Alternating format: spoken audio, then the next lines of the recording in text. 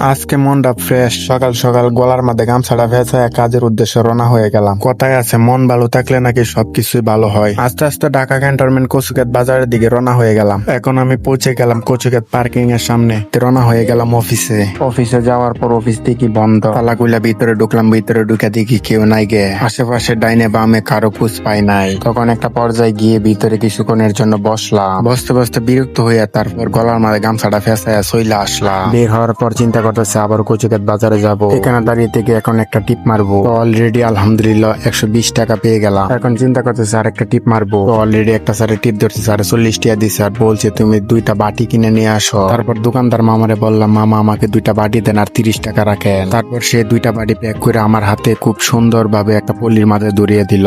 তারপর বাড়ি 2টা নিয়ে আইসা এখানে দাঁড়িয়ে একটু রেস্ট করছিলাম। সেদিকে আমার এই স্যার রেস্টুরেন্টের ভিতর ঢুকে পড়লো। ঢুকার পর তিনি আমাকেও ডাকতেছেন, বলতেছে সজীব তুমি কি খাবে? আমি বলি স্যার আমি কিছু খাবো না। তারপরও জোরাজুরি করে আমাকে একটা বার্গার খাওয়ালো। আচ্ছা যাই হোক, স্যার এত জোরাজুরির পর বার্গারটা দিল, এখন কিভাবে না খাই আমি? তারপর বার্গারটা খেয়ে বের হয়ে আসিলাম। আসার পর স্যার আমার হাতে 150 টাকা ধরিয়ে দিল। তারপর আরেকটা স্যার একটা বিরিয়ানির প্যাকেট কিনে দিল। এই ছিল আজকের ব্লগ। সবাই ভালো থাকেন, সুস্থ থাকেন এই কামনা করি। আল্লাহ হাফেজ, খুদা হাফেজ।